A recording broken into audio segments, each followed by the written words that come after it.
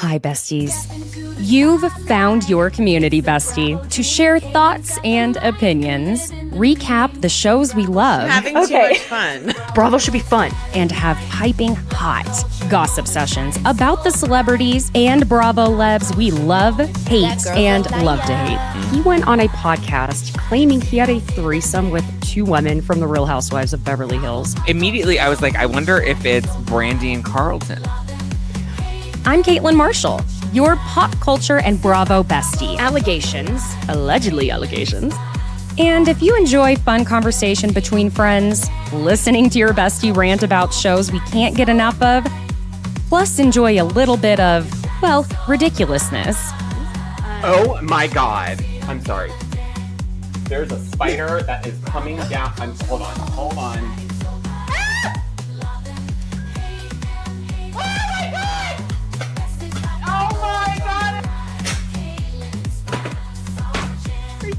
It's like the Blair Witch Project. Oh my God. Has anybody seen my ring? Oh my God. I don't want to ruin the party or anything. Have you seen my ring? Oh my God. Can you look on the floor for my ring? God, someone's gonna kill me. Don't mess with me because I will come. What? Oh. Feel free to leave that in for whatever entertainment purposes. You're in the right place. So thanks for joining me on Besties by Bravo. Hi, besties. Thank you for joining today. It's Thursday, March 27th. This episode is coming out just a touch later than usual because, y'all, it was a crazy morning. I can't say why yet.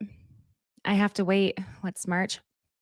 Like a month and a half till I can say why it was such a crazy morning. But if all comes through, it's just a fun little, no big deal, but also just exciting little thing that may be happening. Okay, friends, summer house. You know, this is, I will say it again. It's really fascinating and sad, I should say, watching the breakdown of the relationship between Paige and Craig from the two perspectives of watching it on Southern Charm from Craig's perspective and Paige's POV on Summer House. Because when you watch Summer House, it's clear as day it was over.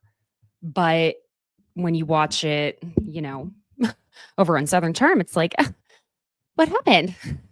It's fascinating and sad. Anywho, let's get into it. Also, before we do, if you already follow me on TikTok, please just do me a fave. Follow me on YouTube and on Instagram at Besties by Caitlin, Caitlan, because we don't know if good old TT is going to be around come April 5th. Thoughts and prayers, right? All right.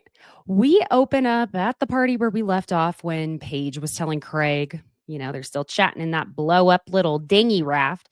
Paige is letting him know, I'll give you a yearly review and let you know if you're fired or not. Okay. Kyle comes up and asks Paige if he can trade spots so he can chat with Craig, and she is all too happy to do that. Even says, I was getting a little seasick anyway. She could not get away from Craig faster. Paige says in confessional that Craig is essentially being dramatic about her going on tour for 3 months because it's not as though she's going off to war, and that he's stressing her out over not feeling checked in on enough when she's worked her whole life towards something like this. And to be honest, I don't know if there's some context missing here, but I do feel that wanting check-ins when they're both as busy as they are is actually quite reasonable. And while I can also understand her feeling that he's getting resentment toward her success, because it can be one of those things that if it's not directly addressed and being said out loud, you can just feel it in the air and sense it. And it's something that's so uncomfortable when you're excited about something that you've worked very hard for. And it can also be understandable for the other person that they're working hard for something and they see their partner doing their thing. Yes, they should be happy for them. But is it so wrong that maybe there are feelings of like, well, what about me?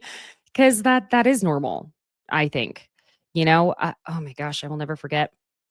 For example, when Jay and I first started dating, we both went out for this Jeep commercial as a couple. They sometimes will have castings for commercials where they're looking for real couples. So they don't have to get two random people. The turnaround is so quick from audition to callback to booking to then filming.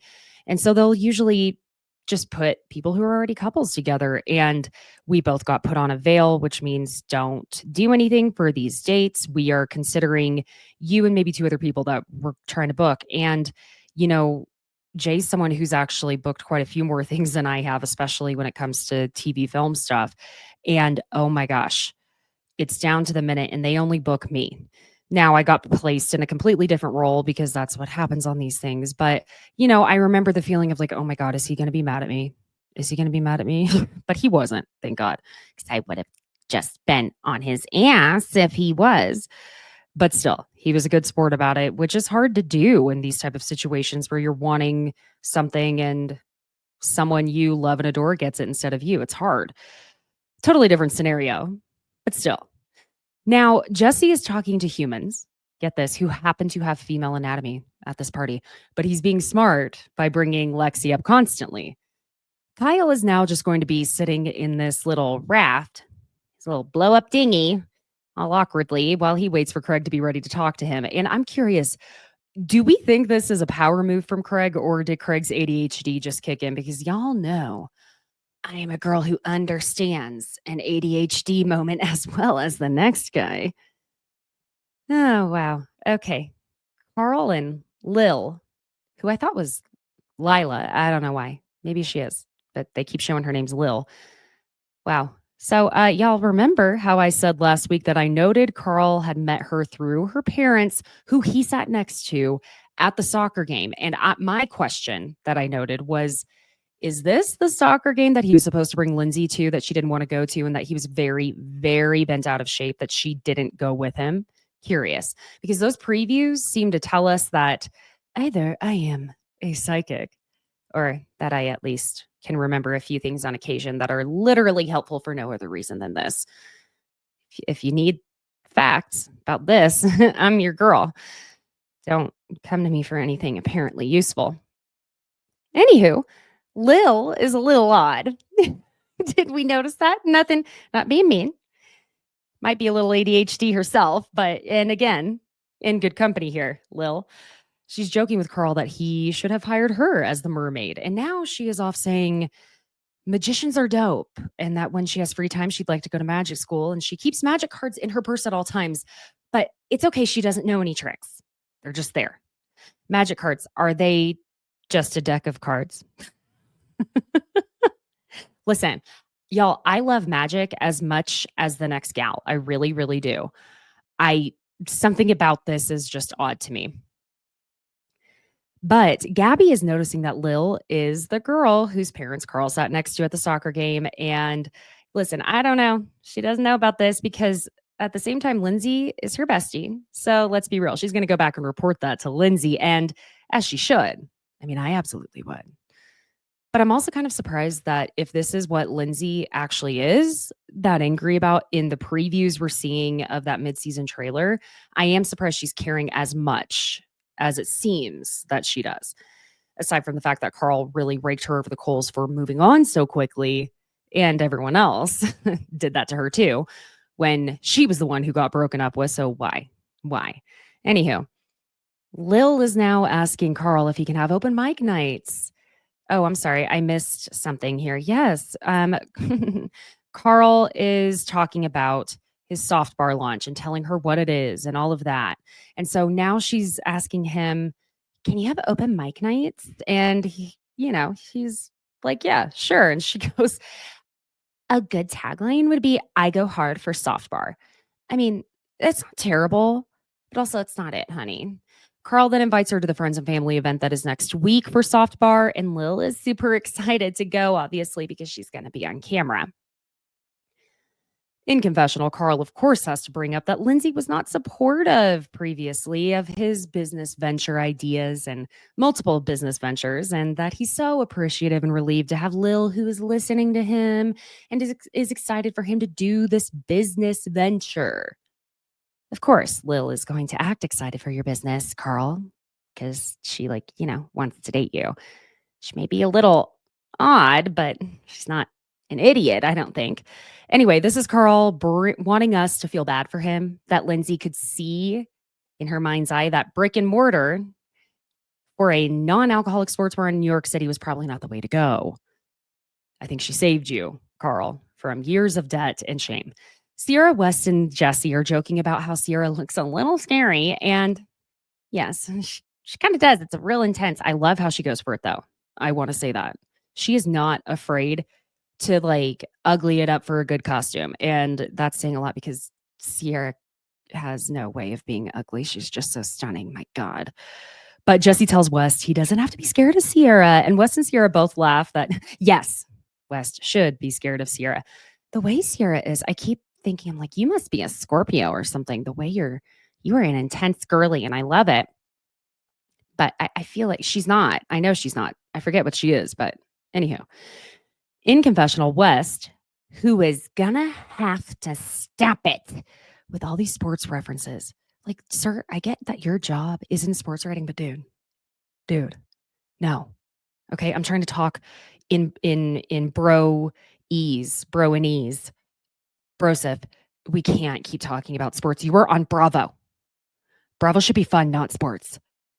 He says that he gets what Jesse is trying to do by getting him and Ciara to be cool with each other, and how last summer Ciara and Jesse were like Scottie Pippen, Michael Jordan, and Rodman. Okay. We know, like, Bravo fans are going to know who Scottie Pippen is simply because of Larsa Pippen. I mean, I'm sorry. I'm not going to give us any more credit than that.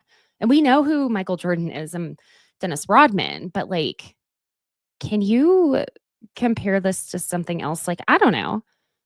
Compare yourself to the Hocus Pocus sisters. What are they? I just can only remember Winifred at the moment. Anywho, we're not doing any sports references. But he thinks he's getting better at dealing with the awkwardness with the Ciara. However, he doesn't see any 3-seater banana boats in our future, which he looks very sad by. He's such a sad boy this episode. And yeah, I definitely think at this point it's a mix of Craig's ADHD kicking in and him also making a power play against Kyle, waiting on him in that inflatable raft that is on the giant blue tarp in the backyard. Craig's checking his emails while Kyle is voicing his concern to no one but Kyle about the makeup he's wearing causing his eyes to water.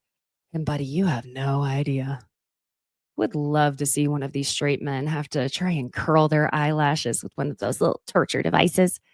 Literally, it's one of the most vulnerable positions a female intentionally puts herself in when we are literally our own predator. Does that make sense? We're the prey and we're the predator. We're doing it to ourselves. It's all us. Unless there's like a makeup artist doing it, but still, I can't even let a makeup artist curl my eyelashes. I show up to get my makeup done with my eyelashes curled because I'm like, no. Because you want to know what's even worse is having to sneeze while you're in the middle of curling your eyelashes. That is true fear, my friends. And if you don't know that type of fear, count yourself blessed. Jesse and Ciara are now going to have a flirty, cute little chat, with Jesse noting how hard Ciara goes with her costumes, which causes her to say that no one can say that she doesn't commit. And that prompts Jesse to say, maybe Ciara commits too hard, which is going to be taken in more than one way because she asks him, oh, you think I committed too hard to what? And he goes, to my boy.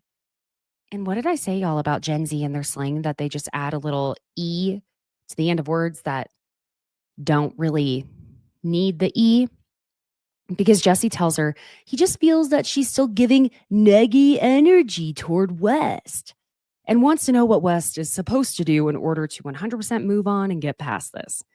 She tells him that West can do whatever he wants, but it's just not going to be 100% ever again because nobody is going to be telling her that West didn't use her last summer.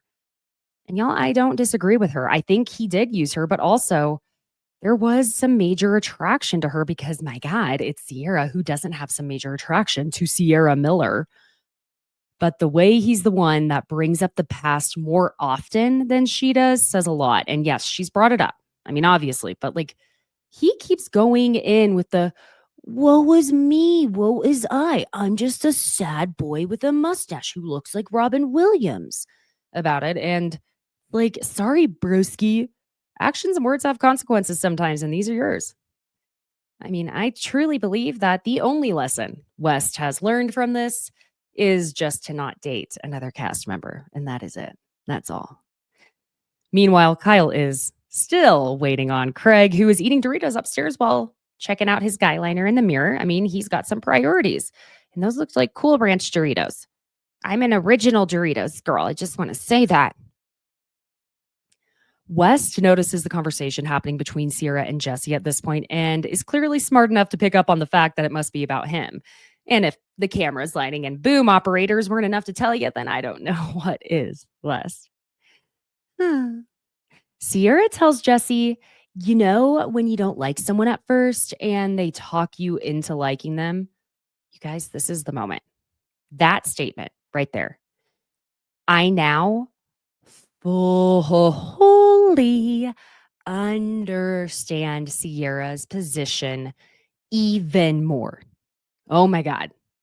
It reminds me of a douchebag I dated that worked so hard to get me. I mean, so hard that it was like, get a hobby.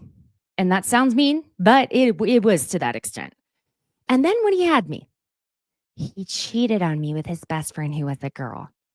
Who I knew that, you know, was one of those things. I knew there was something off with the friendship, but I assumed that, well, you wanted to get me so badly, you wouldn't be that stupid.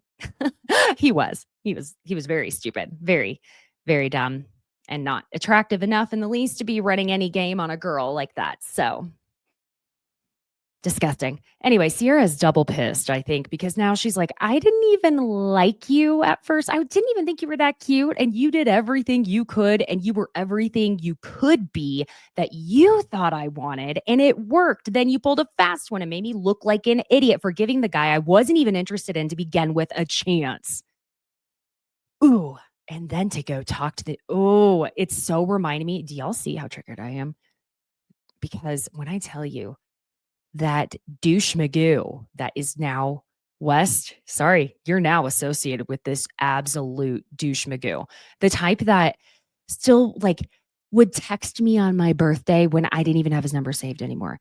You, sir, I don't think about you. This is probably the first time he has crossed my mind in years. Years. Ugh.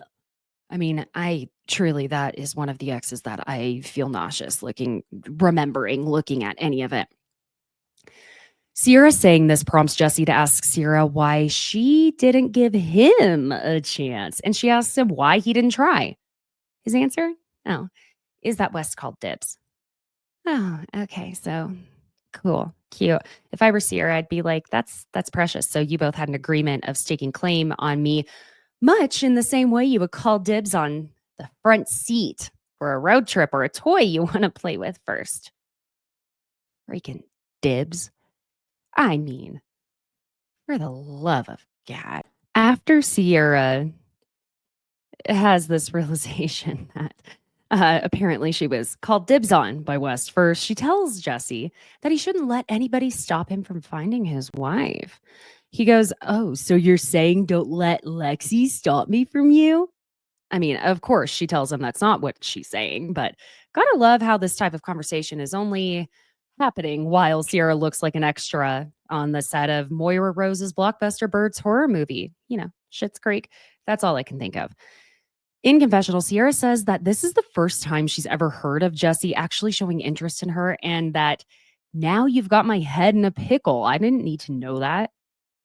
And ain't that the problem now? Because she's going to be rethinking every single friendly and line towing flirtation from Jesse. I feel like he's fully effing with her head because he's not ready to commit to Lexi and wants to know that he's still got it. And Ciara is the safest person to test those waters with, isn't she? Yet she's not. Ciara tells Jesse that this was last summer, so it's basically irrelevant, even though the flashback reminds us that Ciara's first impression of Jesse and West had her feeling Jesse the most. She tells him, you're practically married now, my friend. And he just looks down so solemnly and goes, yeah. If this relationship between them actually did happen, it'd either be the greatest thing that would, truly last forever, or would most likely be the worst thing that Ciara could do because she would end up getting hurt very badly and there would be no in between there. And I can only assume the latter is what would have the highest chance of happening. Craig finally makes his way over to Kyle, who's still sitting in this raft. And Kyle is probably drunk enough that this was like a nice little rest out on a sea anyway, because I have a feeling he really does feel that boat rocking. Jesse notices this and tells Ciara that Craig has been basically just continuing to quote unquote big dick Kyle by making him wait in the raft, and says that Craig said an apology wouldn't be good enough for him as he'd need an entire mind reset from Kyle. The flashback of Craig talking to Jesse and Wes shows that he was saying putting people down isn't the way to make it to the top. So he pulled all the Loverboy from being sold in his stores and that he's done with it, never touching Loverboy again. Jesse and Ciara agree that Kyle isn't going to have a full mindset shift in under the course of an hour. Now, Kyle does seem like he's trying really hard to lighten the mood, or he's drunk, when he sits down with Craig. And I am proud of him for not going in hot AF like he usually does. He asks Craig if he feels like the boat is rocking, which Craig is like, no. And Kyle, I have a feeling again that it's mostly the 13 lover boys you've chugged at this party so far that's causing the boat to feel like it's rocking. And, you know, people can come a knocking if they want. Kyle starts by saying his goal is to put all this to bed and get back to a world where they can talk again and go on double dates and just get back on track. Craig tells Kyle that he was the only one that made this Spritz versus Loverboy issue a thing, with Kyle saying that he's known him for 6 years and that if he knew somebody put their blood, sweat, and tears into a company, that the last thing he would do is go work with a direct competitor. And this is where I'm not entirely certain. I'm really trying to consider if Craig would have been mad at Kyle for doing the exact same thing. And truly, I'm 50-50 on it. I mean, I really am, because a part of me says that Craig would just consider that business and then talk a little shit behind closed doors, maybe have a little on camera conversation and get in as many little snide remarks around Kyle as he can. But then another part of me says that he'd be really mad and make a thing of it. I don't know. I can't decide. I also think Craig would be wise enough to go with whatever's going to create a storyline. To be honest, he knows what he's doing there. Craig tells Kyle that he's keeping money out of people's pockets, essentially by trying to constrict who can do brand deals with whom within a friendship. And y'all, we do have to remember that Kyle allegedly was furious with Hannah Burner when she did a Truly sponsorship. Kyle says he's not, and that it's about how Craig went about it. But Craig's telling him, me doing a deal with another brand doesn't affect Loverboy. And I do have to say, I actually agree that it doesn't. Personally, Caitlin does totally agree with that. I also think if Kyle were smart, he'd reach out to someone who isn't on Bravo. If it's for the non-alc division, what about some of the Secret Lives of Mormon Wives ladies? Sponsor that. We have enough Bravo people boosting your brand. I think it would be wise to just branch out into the other worlds of reality TV. Oh my gosh, like what about the Love Island USA kids? Go get oh my gosh, did I just forget her name? No, it's not Kyler. Holy shit. It's been a whole year. I can't remember anything. What the hell? Anyway, go get one of those kids. And I also at the same time have to say I completely do understand where Kyle is feeling upset about it, but to the extent to which he took it, it made him look crazy. Craig tells Kyle that he told him about the deal and that he then took the deal, but that as soon as he had taken the deal, that's when Kyle texted him asking him not to take the deal. Kyle's saying that Craig didn't give him a chance to respond to him and that he feels that Craig should have been honest with him and told him that the deal was done and the ship had sailed at that point. Listen, Kyle is going to use every seaworthy reference he can in this moment and throughout the party. Let's see how many we can find. We'll see if I even remember that I wanted to do that. Okay. Craig just tells him that when he texted him back saying it's just business, Kyle hated that and told Craig, that's what people say who are doing something shitty. Okay, like I do get Kyle saying that too, but at the same time, he shouldn't be taking Craig doing that deal so very personally at this point. But it's Kyle, you know? He gets so emotional at every turn and over everything he can find an excuse to be dramatic and emo over. So I don't know. It feels like with Kyle, it gets to a point where it's like, aren't you the boy who cried wolf or the sailor who cried shark? Okay. Oh, this is going to get bad. Craig points out that Kyle said he has a reputation known for lying in front of the whole world and tells him that that's nuts, referring to when Kyle went on Watch What Happens Live with a lot of heat. Kyle says, I don't care, which Craig is pretty astounded that Kyle wouldn't apologize for that and tells him as much, saying he doesn't get what they have to talk about because if he's not going to apologize to him for saying that, then they are, in fact, not cool. Kyle goes, bro, I didn't think your level of sadness, or I don't think your level of sadness could even come close to how devastated I was.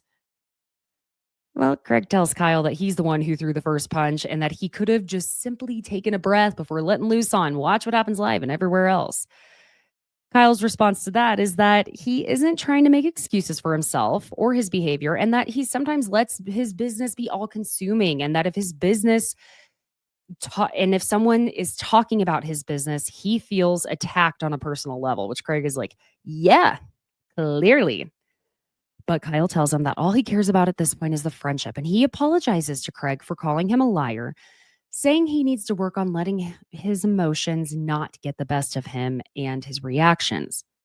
Craig appreciates that, which Kyle says the smartest thing he could say next, which is to tell Craig that all he cares about is their girls and that he felt awful hearing that Craig was questioning even coming up to the Hamptons this weekend. Craig he's let that wall get knocked down. He says he didn't know how to fix it, felt awkward, and that, look, he doesn't have a ton of friends and just truly was not doing any of it in a malicious way or with the intention to be hurtful. I'm proud of them. Look at you. You cutie pies just resolving things. Also, ew, Flip Cup is being played with liquor. I would simply expire. There's no way. I wouldn't be able to. But then, y'all, am I confused or was Craig apparently drinking a spritz at the party? Which Kyle now kind of like jokingly calls out. Craig, please tell me you didn't actually do that. Craig says he didn't know Kyle had anything that wasn't just the hard tea within Loverboy, though. Oh, Craig, please tell me you didn't do that. Imrul, I'm having a hard time with him because he just constantly is making the most awkward and lacking in comedic timing sexual dad jokes. Does that make sense? Because it's becoming corny and awkward and uncomfortable the way he'll make this joke or make these jokes, I should say, and then just like be silent and stare so intently at the person he's telling the joke to. Like you can crack a little bit of a smile as he's telling Paige about, and I think it was Amanda, about how being at Burning Man, he met a girl named Polly, which is hard because at Burning Man, everyone's saying, I'm Polly, as in polyamorous. Okay. Kyle's now Kyle is now DJing in a blow up shark costume. Okay. As you do. Ciara goes over and asks Carl about Lil, and he tells her that he has asked her on a date. And then I can't listen to anything else that's being said in this conversation because when we pan over to Lil, what is she wearing? It's like things, the more we uncover, the weirder it gets. It's like her shorts are bloomers, but a diaper. Okay. Craig and Amanda are chatting about how he finds it funny to watch West and Jesse run around flirting with women and that to him, they look like little kids with shiny objects in front of them. And this is right as West does some sort of impromptu splits that I'm pretty sure just separated his testicles in a way that were not meant to be separated. Or he pulled a muscle or literally tore something apart. Craig tells Amanda that Jesse was asking him, when do you reach the point that you stop looking at other women and you're ready to commit to a relationship? The flashback shows him asking Craig how he graduated to the point that, look, I'm okay with all these hot chicks walking around and not really feeling the need to do something about it. Craig tells him, you date your number one and you date the girl you want to cheat on your girlfriend with, and you don't date until you meet that girl. I've heard this type of advice before, and I have a love-hate relationship with it. Does that make sense? Amanda tells Craig it's hard because while it seems as though Jesse wants help with the Lexi situation and they want to do that, it's not clear where he stands because he goes back and forth with being thrilled to be around Lexi and being thrilled to be around other women. And that if Lexi were there at the party, they'd be attached at the hip because Lexi is like Jesse's little prize. Well, Craigie has been doing this long enough, so he knows they need to just go ahead and make a full scene out of it, and he calls Jesse on over. They tell Jesse that they're talking about him and Lexi, and Jesse says that it's a little weird. And Amanda's like, okay, like good weird, bad weird, what do you mean? He clarifies that he sees all these hot girls and is like, ooh, what do I do? Not sure what to do with myself, and admits he's afraid to change his ways when Amanda asks him that. She tells him that Lexi should make him want to change his ways, which he says he realizes that at some point he has to hang up the cleats and go ahead and commit to one person.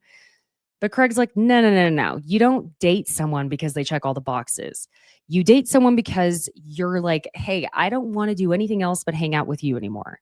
And yeah, I mean, kind of. I get what he's saying, that you date and have a relationship with someone because that's who you want to be around the most, not because the paper in front of you says so, but also like it should be that they do want to inspire you to grow, do, and be a better version of yourself, no matter how great you may already think you are.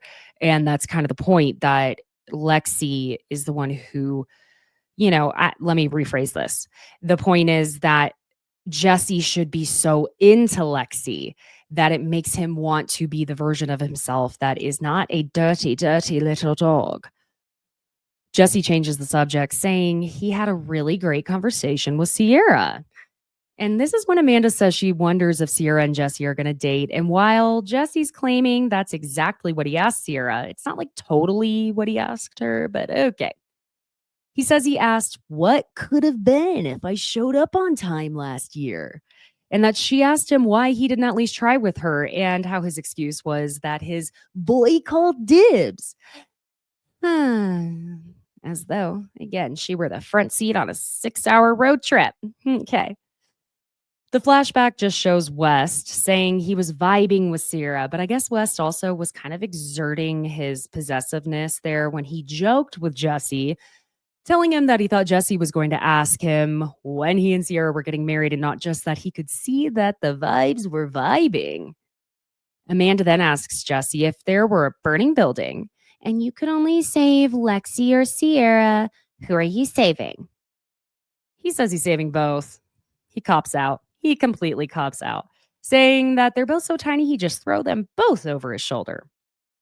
And he admits, look, Ciara is gorgeous. She's sweet. She has a heart of gold. But, sometimes it's just a friendship vibe, and that because Ciara dated his buddy West, they haven't discovered beyond that. Amanda asks him if he would date Ciara, and just after Jesse says, I'm a heterosexual man. Yes. West comes up behind Jesse and wraps his arms around him. Jesse's just like, oh, West, funny seeing you here. Apparently, Craig and Amanda are dying to just play matchmaker, make me a match. Is that how the song goes? I don't remember.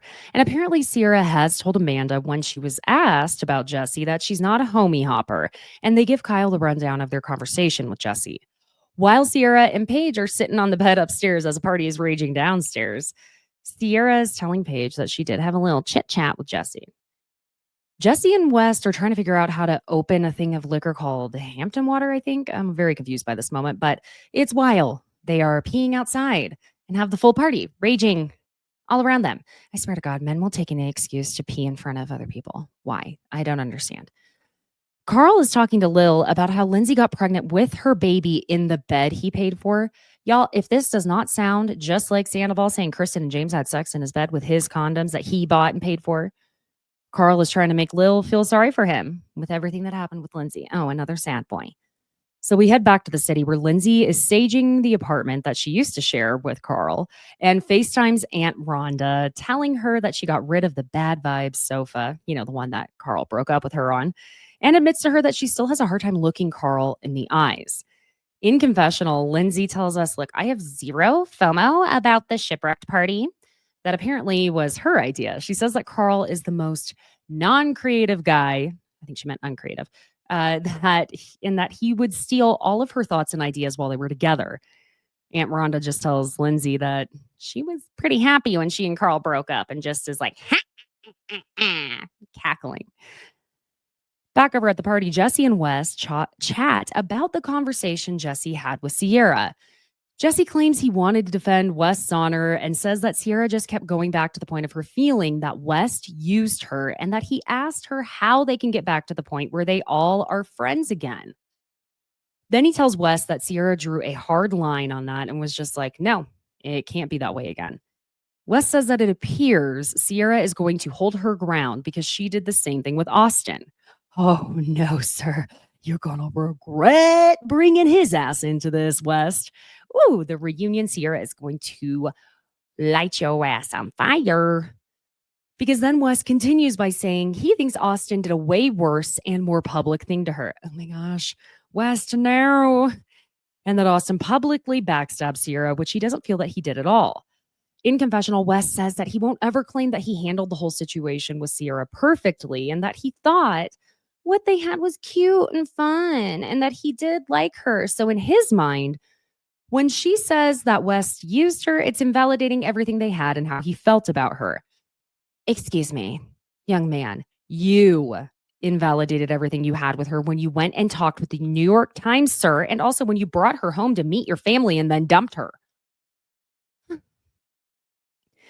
He says it's all confusing and weird in this confessional. But back to the party where Jesse sort of asks West, I hope you wouldn't feel any kind of way if I'm friends with Ciara. And West says, well, I'm not 12, so. And Jesse asks him how he would feel if Ciara started dating someone. And West just says that he actually would feel relieved if she did, which very much is set up to seem as though Jesse was kind of asking for himself. Okay. Jesse was pretty surprised by West's answer. I'm not. Ciara and Paige are still in their room upstairs, with Paige saying this party has been particularly draining for her.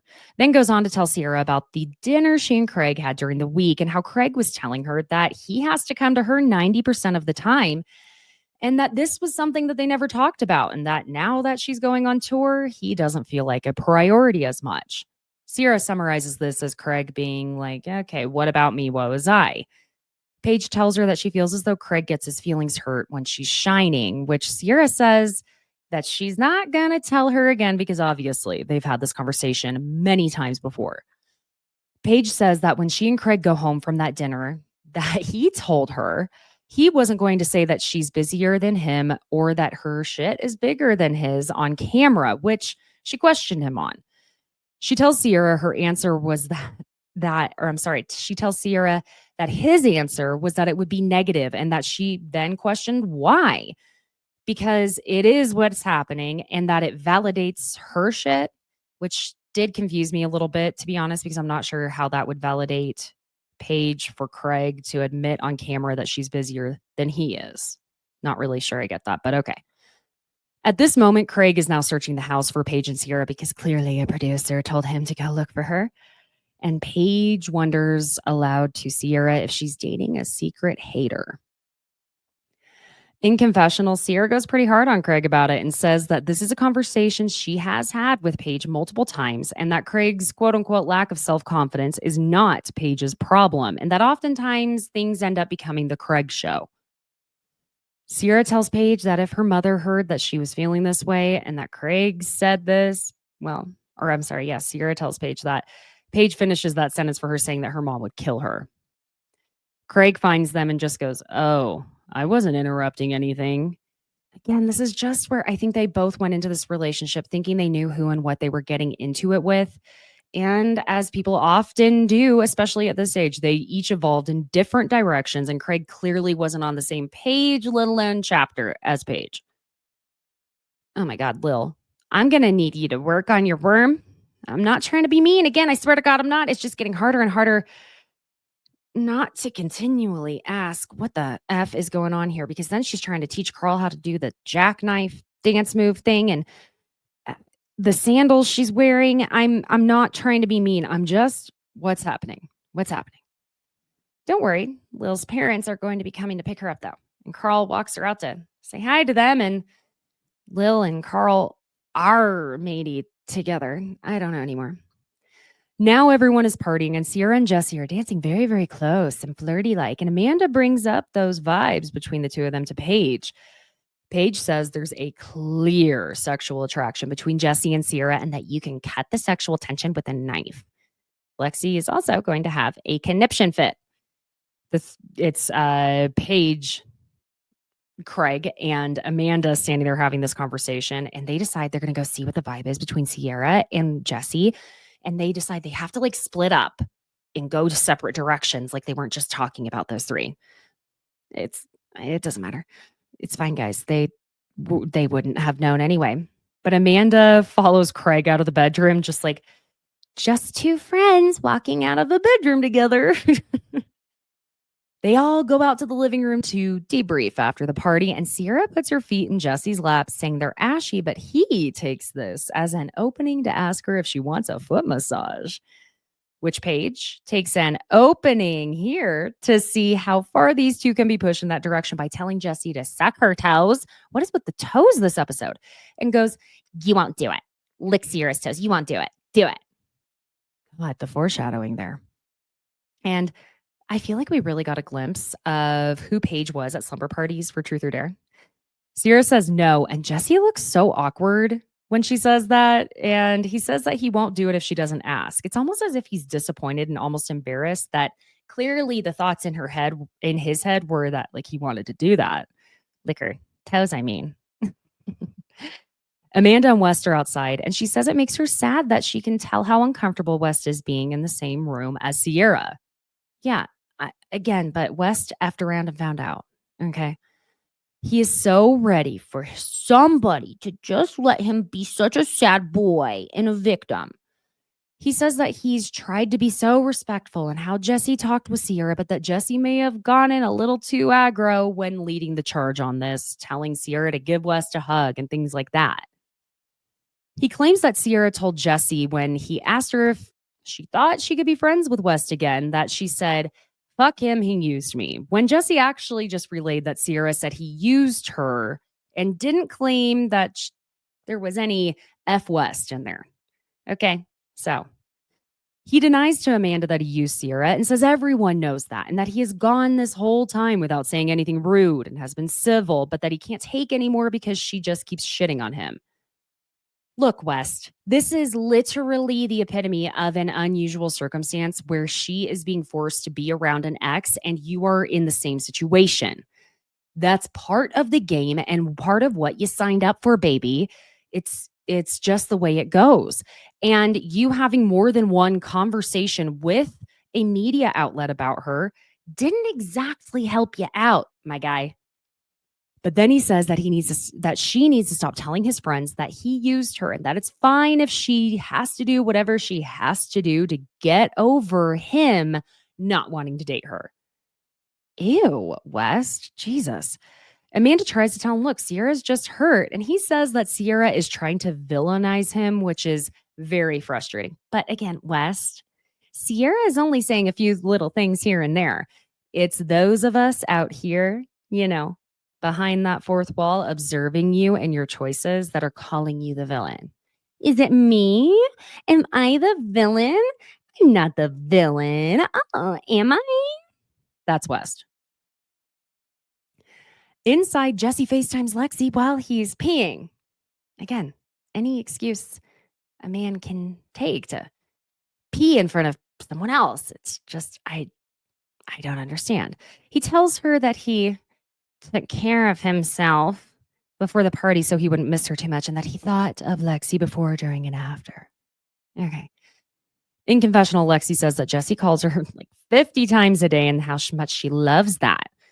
He brings up the West and Ciara of it all and how he worries that the two of them, as in he and Lexi, will end up like West and Ciara have.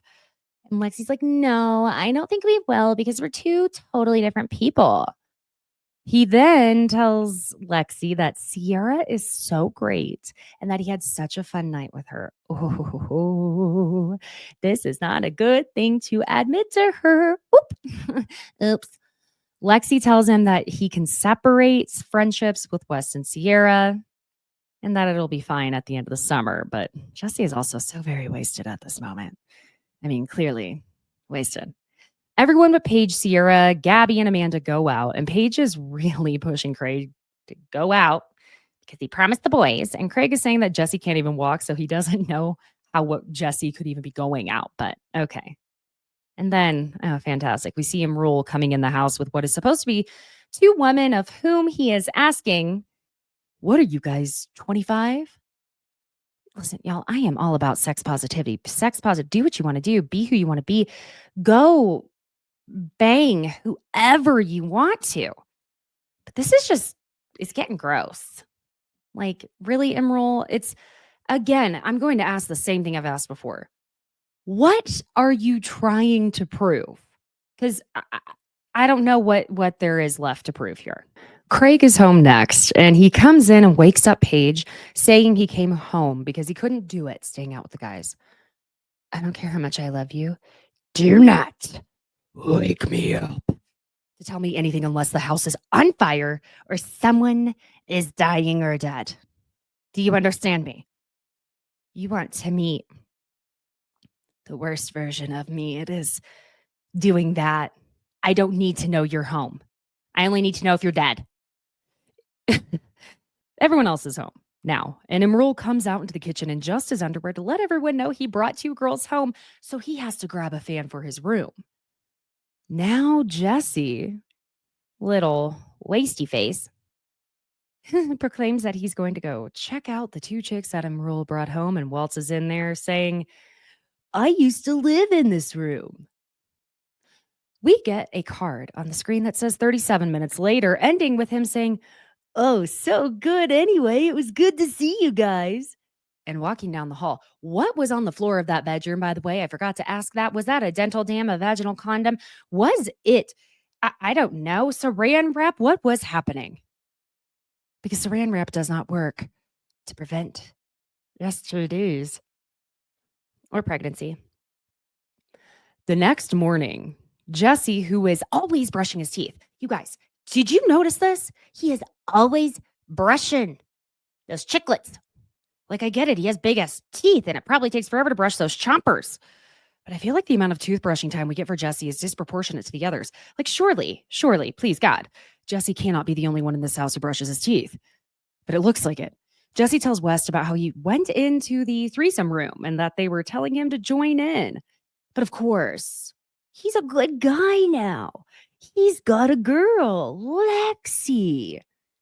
He wasn't about to go do that. So instead, he dangled his foot in their face. None of this makes sense, okay? Because, number one, we're going to start with the fact that, Jesse, you literally dipped your toe in that water, bruh. He says they wanted him to mess around with them and that they sucked his toe and he left. And I'll tell you where this doesn't make sense. In confessional, Jesse claims that he walked in and said, you guys stay on that side of the bed and I'm on this side of the bed. Dude, you got on the bed while three people were in various, most likely completely, arrived states of undress.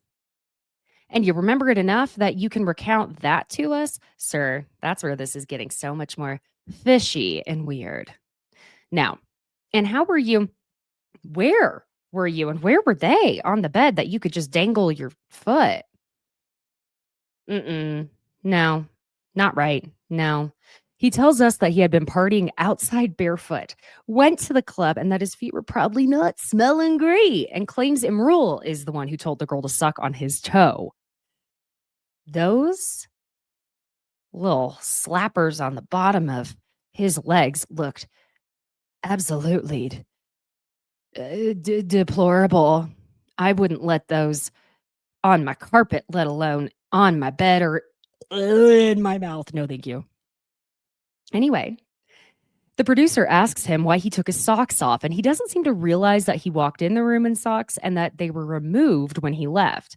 Well, Jesse, most people, not all, okay, but a lot of people don't have sex with socks on. And oh God, we get a flashback from when he was in the room. from the night camera of him just going, and I'm hard. Oh, what a doofus Magoo. Sir, please tell me that that's okay every time. You're getting a little. Oh, okay, cool. So at this point, everyone's super hungover, and it's Amanda, Gabby, Jesse, and West out at the pool. And Jesse tells Amanda and Gabby about the threesome that he walked in on that seems like it may have turned into a foursome. And Amanda asks him how he had the confidence to just walk on in there while a threesome was happening. I'm surprised Jesse didn't say, well, I'm 6'5", a man, and I'm white. I have the confidence to do everything that no one should have. He says that when these girls asked him to join in, he was like, no, no, no, no. Lexi is better than foursomes. Wow. Okay. Amanda's like, yeah, cool. I'm going to tell her you said that because ain't that every girl's dream? Jesse, you are going to pay for this. And we've seen the previews of just how much you're going to pay for this from Lexi. Oh, man. Hey, besties. Thank you again for joining today. If you are listening on audio, please do me a little favor and leave a 5-star review with a comment on what you do love about this show. Follow me on Instagram, TikTok while we have it, and subscribe to the YouTube channel. They are all called Besties by Caitlin, Caitlin. And if you are watching on YouTube, please hit the like button and subscribe. Check out the Pop Culture Besties Etsy merch shop. It's all designed by yours truly. And come on back tomorrow when we cover Southern Charm, the reunion, part 1. Okay. Besties, I will see you tomorrow. I hope you have a fabulous, wonderful Thursday. Bye.